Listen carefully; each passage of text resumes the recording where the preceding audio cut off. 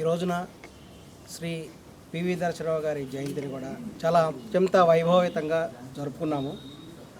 ఈ సందర్భంగా ఒక్కసారి ఆయన గుర్తు చేసుకున్నాము. భారతదేశ చరిత్రలో పివి నరసింహరావు గారి ముందు, పివి నరసింహరావు గారి తర్వాత అని చెప్పేటువంటి విధంగా కూడా ఉంది.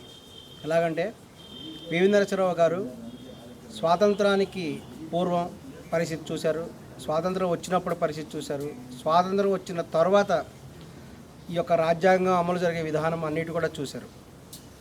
ఎప్పుడైతే ఈ యొక్క 1991లో మొత్తము సోవియట్ యూనియన్ కొలాప్స్ అయిపోయింది, భారతదేశంలో పరిస్థితి ఎలా ఉందంటే ప్రభుత్వ ఉద్యోగులకి జీతాలు ఇవ్వాలంటే బంగారం కుదవబెట్టి జీతాలు ఇవ్వాల్సినటువంటి చాలా భయంకరమైన పరిస్థితిని కూడా ఫేస్ చేసింది భారతదేశం. అటువంటి పరిస్థితిలో వచ్చినటువంటి పివి నరసింహరావు గారు తన యొక్క అద్భుతమైనటువంటి మేధా సంపత్తితో ఈ యొక్క ఆర్థిక సంస్కరణ అనేటువంటి ప్రవేశపెట్టి ఎల్పిజి లిబరలైజేషన్, ప్రైవేటైజేషన్, గ్లోబలైజేషన్ ఇవన్నీ కూడా ప్రవేశపెట్టి చాలా అద్భుతంగా ఒక సోవియట్ యూనియన్ ఎలా ముక్కలుగా అయిపోయి రష్యా మరియు ఉక్రెయిన్ మరియు అనేక దేశాలకు విడిపోయిందో భారతదేశం కూడా అలా విడిపోతుంది అని చాలామంది భావించారు ఆ టైంలో.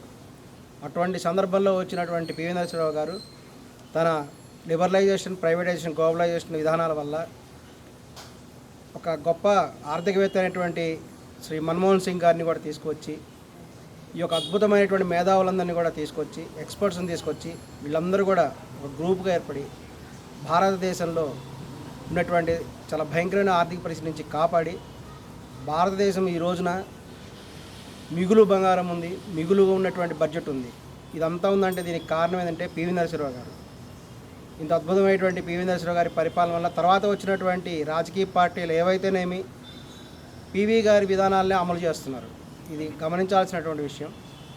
అంత గొప్పమైనటువంటి గట్టి ఆర్థిక విధానమైన పునాదిని వేశారు పివి నరసింహరావు గారు. అంతేకాకుండా భారతదేశ చరిత్రలో ఎంతో కాలం నుంచి, మొఘళ్ళ కాలం నుంచి కూడా ఉన్నటువంటి సమస్య అయినటువంటి ఈ యొక్క బాబ్రీ మసీద్ అనేటువంటి సమస్యను కూడా తాను ప్రధానిగా ఉన్నప్పుడు చాలా ఈ యొక్క తెలివితేటలతో ఈ యొక్క బీజేపీ వాళ్ళు అప్పుడున్నటువంటి వాళ్ళు ఈ బాబ్రీ మసీద్ పడిగొట్టినప్పటికి కూడా ఈయన చాలా ఓపికతో వెయిట్ చేసి తగినటువంటి చర్యలు తీసుకొని హిందూ మతస్థులకి ఎంతో సంతోషాన్ని కలిగించారు. అదేవిధంగా తర్వాత ముస్లిం మతస్థులకు కూడా సంతోషం కలిగించారు. ఈ విధంగా గొప్ప రాజకీయ చతురుడు పివి నరసింహరావు గారు.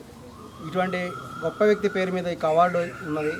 ఈ యొక్క అవార్డును కూడా ఈ సందర్భంలో శ్రీ చుక్కారామయ్య గారికి ఇవ్వడం అనేది చాలా గొప్ప విషయం. ఎందుకంటే చుక్కారామయ్య గారు అందరికీ తెలుసు, ఐఐటి ప్రముఖ విద్యావేత్త అయిన అనేక విద్యా సంస్థలు ఉన్నాయి. వాళ్ళ అనేక రకాల వ్యాపార రంగంలాగా చేసినప్పుడు ఈయన అలా చేయలేదు.